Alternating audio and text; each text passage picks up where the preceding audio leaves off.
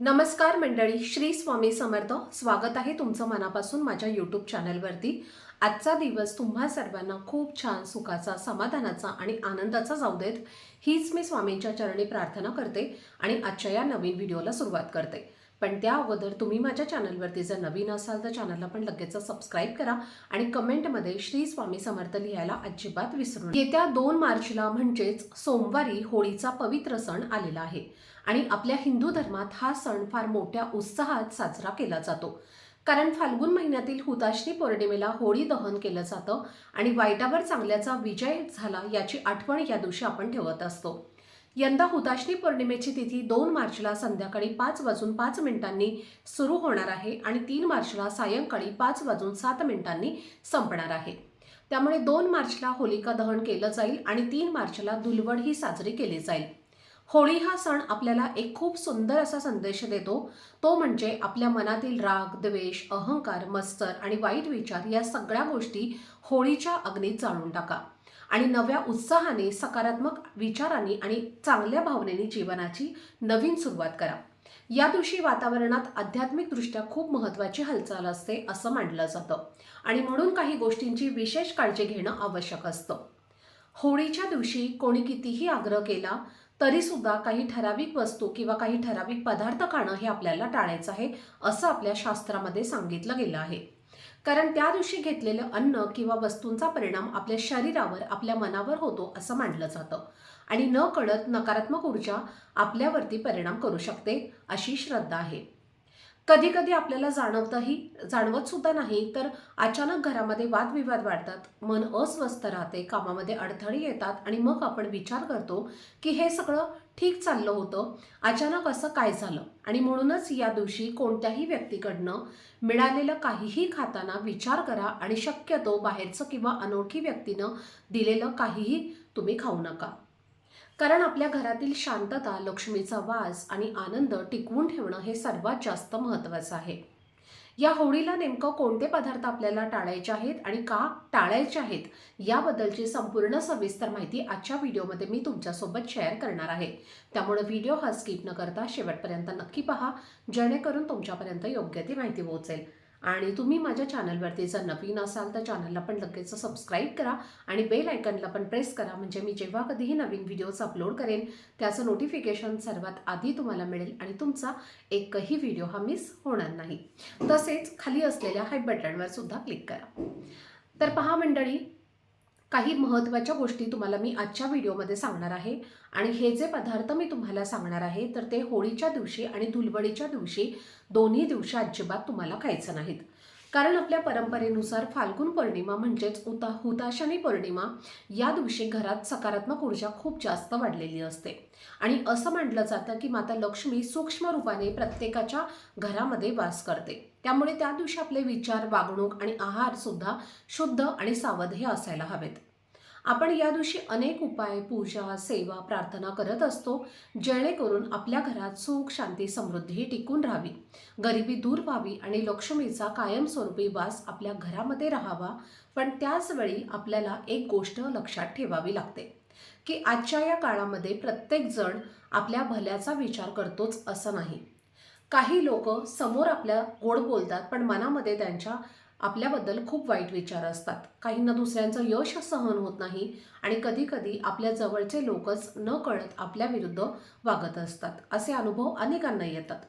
होळीचा दिवस आध्यात्मिकदृष्ट्या शक्तिशाली मानला जातो आणि म्हणूनच काही लोक या दिवशी विविध प्रकारचे टोटके किंवा नकारात्मक कृती करत असतात अशी या शास्त्रामध्ये दिलेली माहिती आहे. आणि त्यामुळे अशा काळात आपण अधिक जागरूक राहणं हे आवश्यक आहे, म्हणजे अलर्ट राहणं आवश्यक आहे. कारण कधी कधी सर्व काही व्यवस्थित चालू असताना अचानकपणे घरामध्ये वाद वाढू लागतात, मन अस्वस्थ राहतं, पैसा टिकत नाही, आरोग्याच्या समस्या वाढतात आणि मग आपल्यालाच कळत नाही की अचानकपणे हे सगळं का घडत आहे.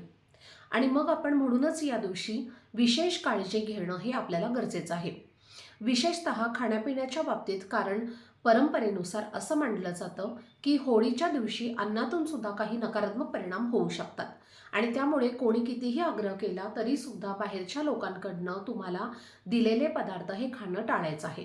विशेषतः अनोळखी व्यक्ती असेल किंवा फार जवळचे नसलेले लोक आहेत, जर काही तुम्हाला ते खाण्यासाठी देत असतील तर नम्रपणे तुम्हाला नकार द्यायचा आहे.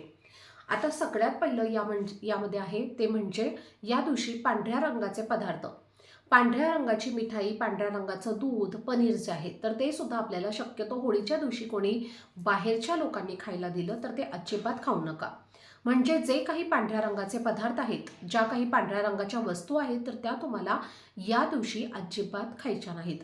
जर तुमच्या स्वतःच्या घरात तुम्ही बनवलं असेल तर ते तुमच्या घरातल्या व्यक्तींवरती सुद्धा तेवढा विश्वास असेल तर तुम्ही त्या स्थितीमध्ये ते खाऊ शकता. पण बाहेरच्या व्यक्तीकडनं तुम्हाला अशा पांढऱ्या वस्तू ज्या आहेत तर त्या कोणी खायला दिल्या तर त्या तुम्हाला अजिबात खायच्या नाहीत, किंवा त्यासोबत तुम्ही काही साखर वगैरे तुम्हाला कोणी खायला दिली तर ते सुद्धा तुम्हाला खायचे नाही. आता दुसरी गोष्ट म्हणजे पहा, पान तुम्हाला या दिवशी अजिबात खायचं नाही आहे. जर तुम्हाला खाण्याचं जे काही नागवेलीचं पान असतं, विड्याचं पान असतं तर ते तुम्हाला या होळीच्या दिवशी अजिबात खायचं नाही. पानाचे वेगवेगळे प्रकार असतात, म्हणजे फ्लेवर जे आहेत तर ते सुद्धा आपल्याला आजकाल बघायला मिळतात. आणि अशा वेळी जर सहज एखाद्या मित्राने आपल्याला हे जर पान खायला दिलं तर आपण ते लगेच खातो. पण पहा, होळीच्या दिवशी तुम्हाला ते अजिबात खायचं नाही. तुम्हाला कोणी कितीही आग्रह केला तरी सुद्धा तुम्हाला हातातही ते घ्यायचं नाही आणि ते तुम्हाला खायचं सुद्धा नाही. त्यानंतर पुढची महत्त्वाची गोष्ट म्हणजे लवंग. तर पहा, लवंग हे औषधही सुद्धा असते, म्हणजे लवंगाला बरेच जण औषध म्हणून सुद्धा खातात आणि बऱ्याच गोष्टीमध्ये आपण लवंगाचा वापर सुद्धा करत असतो.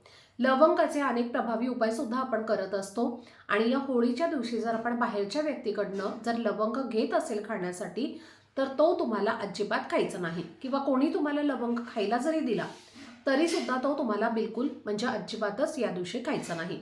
कारण लवंग हा वाईट गोष्टी करण्यासाठी सुद्धा त्याचा वापर केला जातो. तांत्रिक क्रियांमध्ये सुद्धा लवंग वापरलं जातं. तसेच लक्ष्मीला आकर्षित करण्यासाठी, लक्ष्मीला प्रसन्न करून घेण्यासाठी सुद्धा लवंग हे वापरलं जातं. आपल्या सुखासाठी आपण स्वतःचं लवंगाचे उपाय करू शकता, पण या होळीच्या दिवशी बाहेरच्या व्यक्तीने जर तुम्हाला लवंग खाण्यासाठी दिला तर तो तुम्ही अजिबात खाऊ नका. त्याचबरोबर या होळीच्या दिवशी चुकूनही आपल्याला मांसाहार जो आहे तर तो सुद्धा अजिबात करायचा नाही. या दिवशी घरामध्ये सुद्धा मांसाहार बनवू नका आणि बाहेर जाऊन सुद्धा मांसाहार हा करायचा नाही.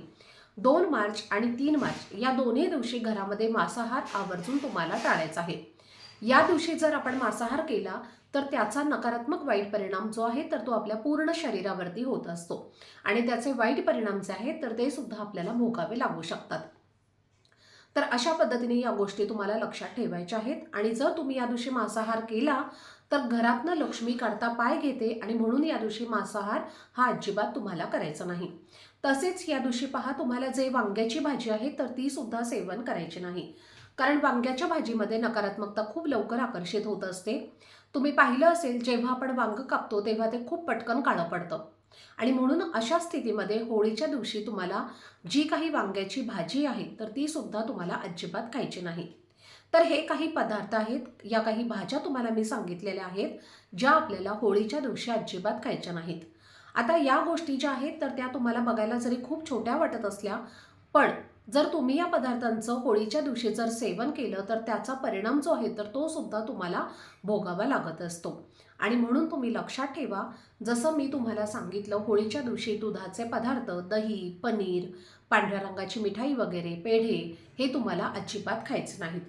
पान असेल, लवंग असेल, त्याचबरोबर बघा वांग्याची भाजी किंवा मांसाहार हे तुम्हाला आवर्जून या दिवशी टाळायचे आहेत. तर आणि हे नियम जे आहेत तर ते घरातले अगदी लहान मुलांपासून ते मोठ्यांपर्यंत सर्वांनीच तुम्हाला पाळायचे आहेत. जर तुम्ही या दिवशी या गोष्टी पाळल्या तर तुमचं कधीच वाईट होणार नाही आणि या गोष्टी जर तुम्ही पाळल्या तर तुमचं चांगलंच होणार आहे. तर ही अत्यंत महत्त्वाची माहिती मला तुमच्यासोबत शेअर करायची होती.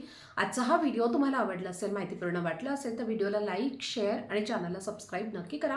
भेटूयात पुढच्या व्हिडिओमध्ये. तोपर्यंत सर्वांना श्री स्वामी समर्थ. धन्यवाद.